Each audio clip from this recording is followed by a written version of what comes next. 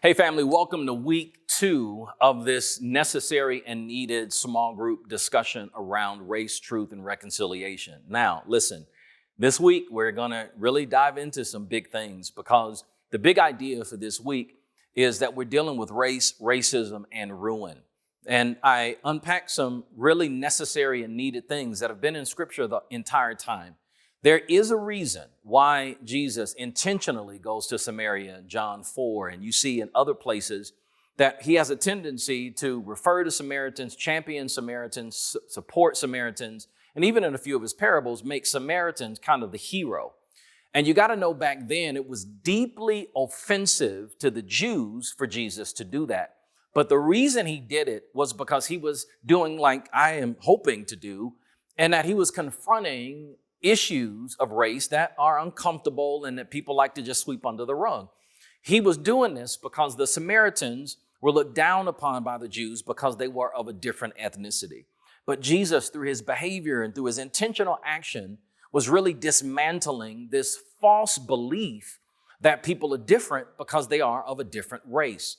As a matter of fact, one of the things that we dealt with this week is that race is not real. Race is a concept, a construct that was made up in the 16th and 17th century. Prior to that, this concept of race didn't even exist. And even biologists and geneticists and sociologists and anthropologists have all said that race is a myth. Because by way of our DNA, 99.9% of us, regardless of your skin color, hair length, body type, we are all the same.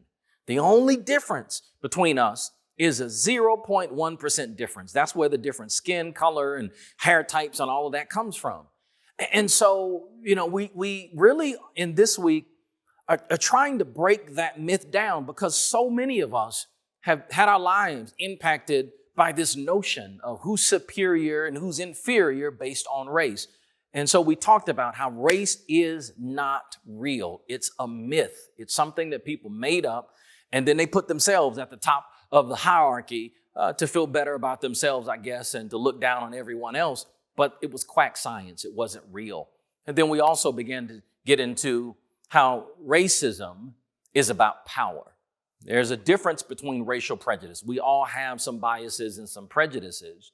But where we really begin to dip our toe into the pool of racism is when we get into power. When one race uses power in a way to systematically and intentionally oppress and marginalize another group.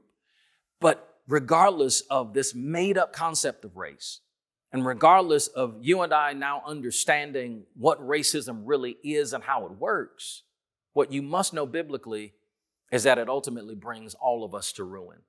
A lot of times this concept or this discussion is only about those who are oppressed. But the power of racism is far more destructive than just hurting those who are oppressed. It also hurts the oppressor. And that's why we as the people of God have got to speak out against this. We've got to live a lifestyle that is fully pleasing and honorable to God, even on this subject of race. Because the enemy has one main objective: to steal, kill, and destroy. And one of the ways that he tries to do it is through race and racism. So family, have an absolutely incredible discussion group. I've already heard from some of the small groups from the week before, and it was like, man, you guys didn't even get to all of the questions. Maybe you only got to a couple of them because the discussion was just that good. And I know it's going to be even better this week. So have a great discussion, great time in your group, and I'll see you next week.